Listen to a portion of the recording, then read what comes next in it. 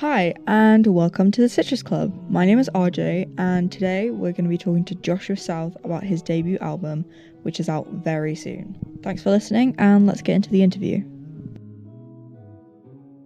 So I'm here with Joshua South, a singer-songwriter of 10 years and one of my closest friends. His expert lyricism and upbeat sound had him at the top of my Spotify rap this year. He's on the edge of his debut album's release, and we're going to be finding out all the details about the album. How are you doing? I'm doing good. I'm so happy to be doing this with you. I'm so glad you said yes, because I didn't think anyone would want to talk to me, but no, it's just talking about it always very unreal, but I'm very excited to just finally be able to talk about it. It's been in the works for so long, but... Okay, so you've been commercially releasing since 2022 with Game Over, which is still a banger, by the way. Thank you.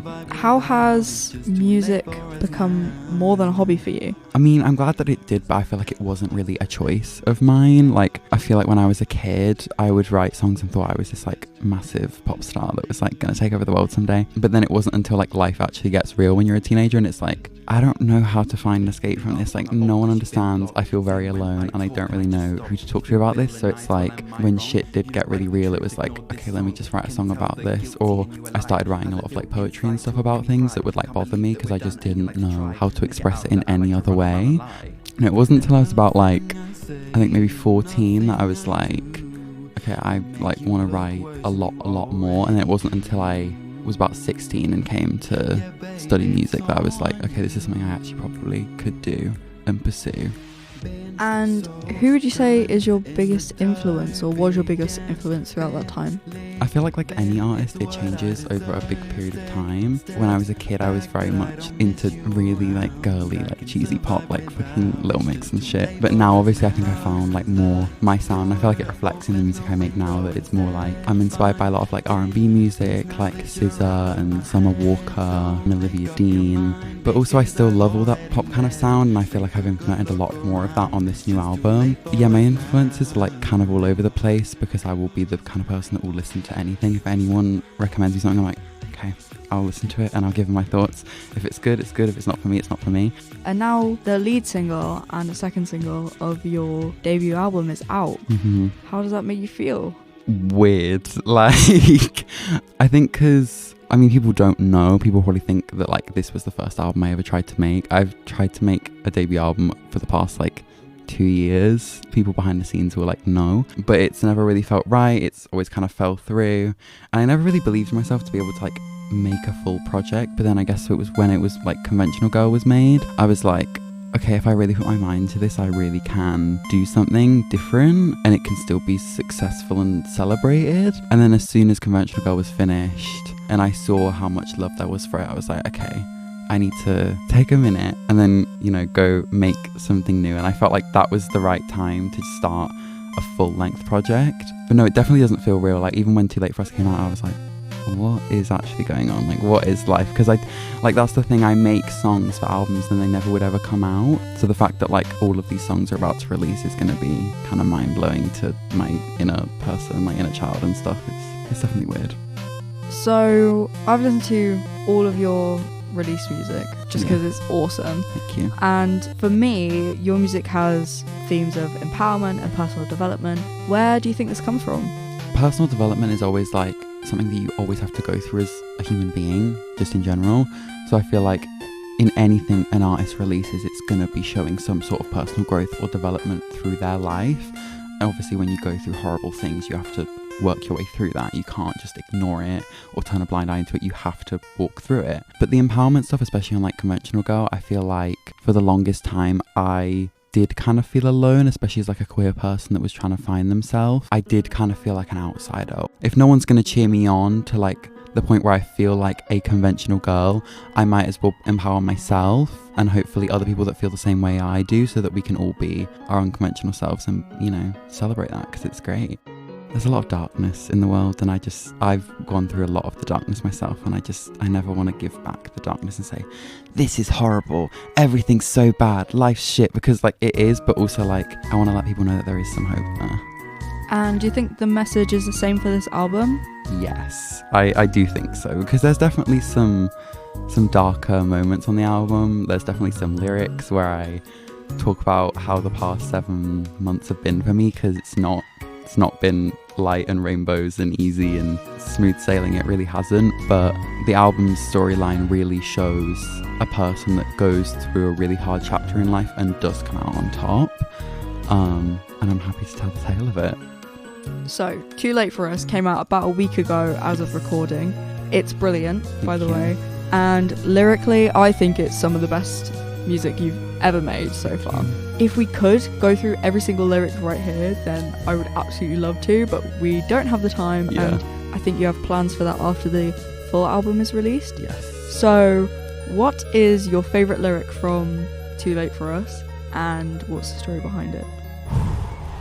I mean, there's a lot. Obviously, like, the song is super personal and like it connects to me on like a whole other level. I think what immediately comes to mind is a lyric at the end of the first verse where I say, "You want it all, no work, that's how it's done. Heavy truly is the head that wears the crown." Because, I mean, the story behind that is the song is kind of like this empowerment phase after a breakup, because I feel like I was quite literally losing my sanity and all control over my life because of this breakup. And I was kind of like, I'm done having that. Because, like, why have I known this person for such little time and they're letting me define all of my actions, my life, my everything over them, and they're not doing the same? So that's the thing behind the song. And I feel like that lyric was kind of talking about how I had seen this person act, not even in a relationship sense, but just in general with other people that I had known in my life. And I was just kind of like, I don't want to be like that. So I'm going to make a mental note in the song that I don't want to act like that. I don't want to ever be that kind of person that clambers and climbs off everyone else to like get to the top. I feel like you truly can get to the top of your own mountain without having to throw anyone else down or trip anyone else up, or, you know, throw a marble to fuck somebody else up. And I feel like this person will eventually learn that lesson that I had to learn as well. But yeah, the lyric "heavy is truly is the head that wears the crown" is just because it's true and honest. Like, you know, you can think that you've won when you try moving on so quickly, or, you know, you do certain things to just distract yourself, but you'll reach the top and you'll have nothing else to show for it.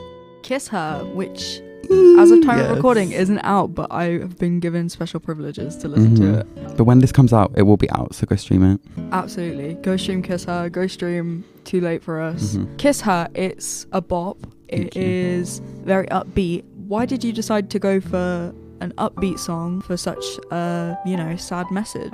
I wanted to do something different because by that point in the album process, I'd been working on it for a few months. A lot of the music was kind of more like sad, kind of more like guitar bass, kind of more of that moody feel. This situation had happened in my life where it was really, really dark. I'm not gonna describe it because anyone that hears the song will be able to put the pieces together. I don't have to do the connections for you. But I feel like because it was so horrible, I feel like the song kind of had to be this more uplifting feel to it, because that is what I needed during the situation. Yeah, I knew that I wanted it to be a bit more light, because I feel like the situation was so dark, especially with like the ad-libs and stuff. Like, I wanted it to have an unbothered energy, because in the situation I was so bothered and it hurt so much. So I wanted to kind of show that growth and show anyone that you can also get through it, but also the person that did do this to me, I don't give a fuck anymore. So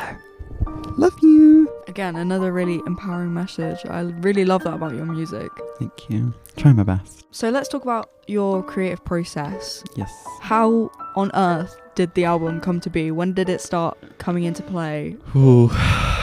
I'm going to try and keep this concise because I could go on. So obviously I released Conventional Girl, and pretty much as soon as that was done, I was like, okay, it's album time, bitches. So basically at the end of June, I finally got my own like MacBook, and I got Logic, and I was able to finally create in my own space, and I was like, right, okay, let's go. It was hard to start off with because the album was originally going to be like, up until that point, like how I'd gotten to such a good place and how it was all amazing and all the songs were going to be really happy and really different for me.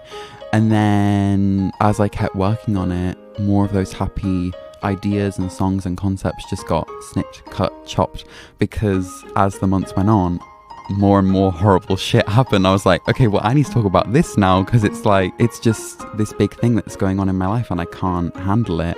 I always wanted my debut full-length project to be kind of like a journey of getting there. I don't know, I feel like my music has always been about how I've gotten there, whether it be out of a horrible situation or through a really tough time. I always want to be able to say like, I did it, I'm here and I did it, I got through it, and so can you. So then when I had all this horrible shit happened, it kind of formed this new, even more special album where it wasn't like, I'm here and I'm already here and that's all the message is. It was like, no, I was there, and then I had to go through so much more layers being peeled away, so much more running and climbing and trying my hardest to figure anything out. And then in the end of the album, I'm like, I am here and I'm glad that I'm here, you know? Yeah, the creative process was definitely stressful, but I definitely had people like my best friend Danny who definitely like empowered me to keep going and like keep writing, keep making, keep recording. Now that it's done, I'm just so glad, because it makes me feel like everything that I went through was truly worth it and I wouldn't change anything. What's your favourite part of the creative process? Here's the thing, this might shock people. I used to hate recording, like recording vocals. Hated it. Used to hate it. I found it so stressful. It felt like a job. It felt like trying to do homework. It was like so not interesting to me. But I feel like actually coming out of this album now, I'm excited to record like vocals for my next album, because it really is like, if you were going to make a painting, obviously the recording part is the actual part where you paint it. There's the beginning where you kind of conceptualize it, and there's the after where you kind of get to look at it and you're like, right, that's done now. And both of those parts I used to, appreciate so much more, but the really true core of it is the recording, the mixing, the mastering, because that's where I truly get to make words that I've written about my life come to life. And I've really just, I found a lot of love for, just experimenting with like vocal production, because I used to be so afraid of it, like doing things that people wouldn't expect, whether that's like a shit ton of auto-tune or weird vocal transformers. The vocal side of this album is going to shock people, because I feel like a lot of my previous songs and records, I feel like I've rapped a lot, which I'm happy that I got to prove that, because I can do both. Yeah, that's right. I'm happy to show people that like I'm a vocalist and I can sing my arse off in this ballad and give you harmonies on this other song, but I can also, have a bit of fun and do something that you wouldn't really expect to hear on like a pop album. So. And now we're not far away from the entire album being dropped. It's been 7 months in the works. Yes, 7 months. And I don't think I've heard you talk about anything else for the last 7 months in the best way. It's been amazing to see you grow and to work on this. Yeah, it's about to be out in the world. It is, it truly is, and I'm so excited.